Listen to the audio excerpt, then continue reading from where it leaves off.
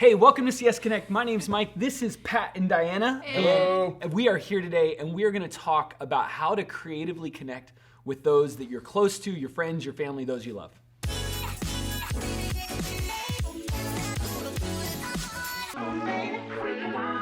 Hey, so today we thought we would talk about what it looks like to creatively connect with those around us. We actually have a unique opportunity right now, right? Because a lot of us are, we're in homes with people that we know well, but maybe have been really busy and haven't gotten to spend a lot of time with. And so we have this unique opportunity right Absolutely. And I think there's something unique too of a lot of the people we bump into in our normal day-to-day life on various levels, we're not seeing them as much. So in some ways we have less people we're connecting with, but way more quantity of time with a few people. now. Yep. Yeah. You know? Which can be quality of time then. Hopefully. Yes. Yeah, exactly. So we want to talk real practically about 3 ways to creatively connect. We're kind of calling this our connection life hacks. Is that right? Yeah, it's how-tos, 3 tips for people today. Yeah. I think my biggest regret in this season, though, is that I didn't buy stock in Zoom like 1 month ago. Oh. Does anybody else feel that? So true. Yeah. Okay, so here we go.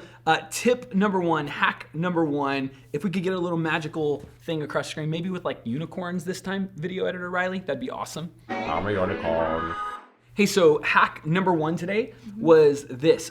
Take time to build events in your home.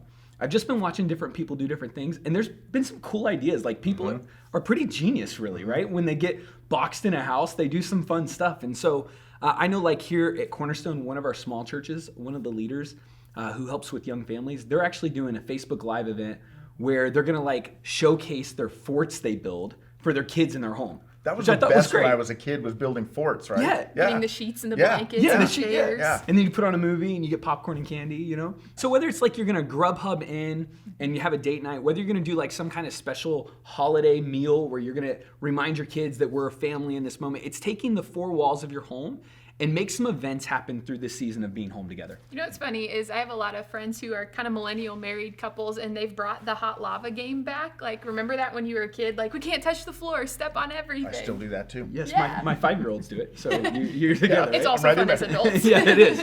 So here's the deal. Tip number 1 today is this, is just make some events happen that are gonna be memorable. Make this time in a season of your family's life that they're gonna look back and have fond memories. Hack number 2, I'm a unicorn. Hey, hack number 2 for creatively connecting is don't let the little things cause division. Right? I mean, when you spend so much time with people, the little things can get on your nerves, or you start to think like somebody's annoying habit or their like frustration response is the enemy, or it's the biggest thing. But here's what I want you to do is I want you to look for micro moments of opportunities to ask for a do-over.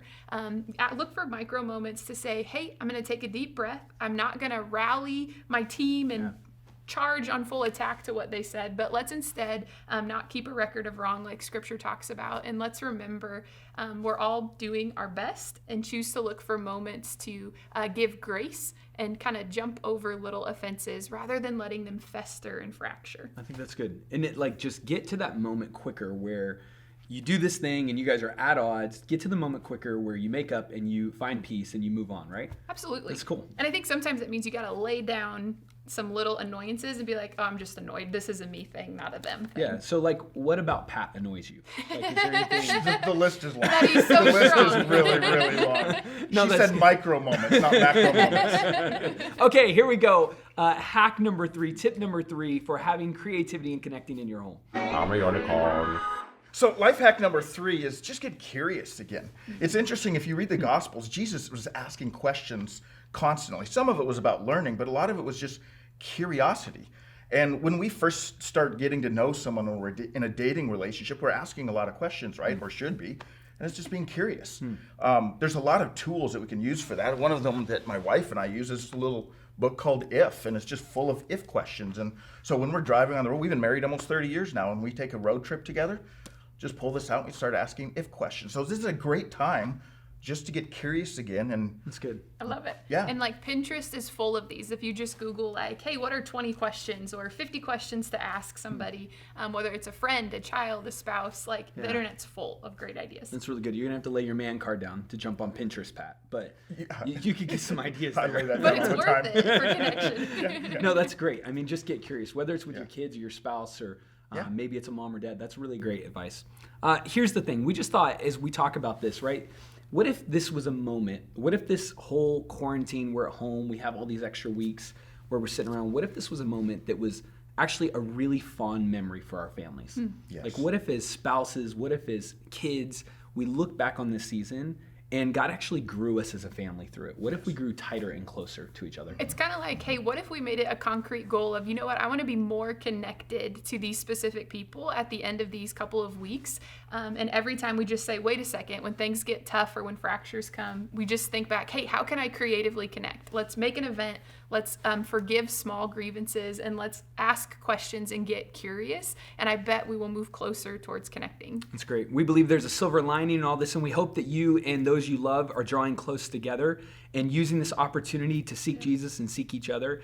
We'd love to hear your crazy ideas. If you're playing hot lava at home right now, jump in the comments and tell us what you're doing. Tell us how you're making memories together and you're building a home that's meant to last. Thanks for tuning in today. We'll see you soon.